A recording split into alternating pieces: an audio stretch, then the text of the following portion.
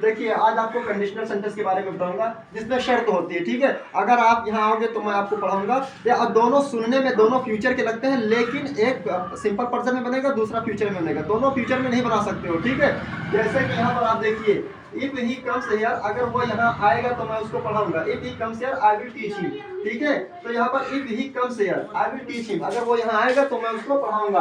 फिर अगला देखिए, if you come here I will teach you, अगर आप यहाँ आओगे तो मैं आपको पढ़ाऊंगा। ये नहीं कह सकते if you will come here, अगर यू विल कम लगाओगे तो गलत हो जाएगा, ठीक है। तो इसी तरीके से पहले ठीक, if you come here I will teach you, अगर आप यहाँ आओगे तो मैं आपको पढ़ाऊंगा। फिर आगे देखिए जरा, if you do not come here, अगर आप यहाँ नहीं आओगे तो मैं आपको नहीं पढ़ाऊंगा। If you do not come here I will not teach you, अगर आप यहाँ नहीं आओगे तो मैं आपको नहीं पढ़ाऊंगा। फिर आगे देखिए, if Mohan does not come here the teacher will not teach him, अगर मोहन यहाँ नहीं आएगा तो अध्यापक जी उसको नहीं पढ़ाएंगे, ठीक है।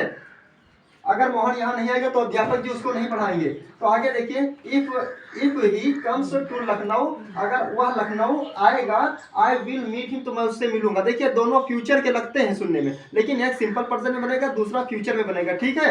फिर आगे देखिए, इफ ही कम्स, दूसरा वाला देखिए, if Govind studies I will teach him, अगर गोविंद पढ़ेगा तो मैं उसको पढ़ाऊंगा, ठीक है। अगर गोविंद पढ़ेगा तो मैं उसको पढ़ाऊंगा।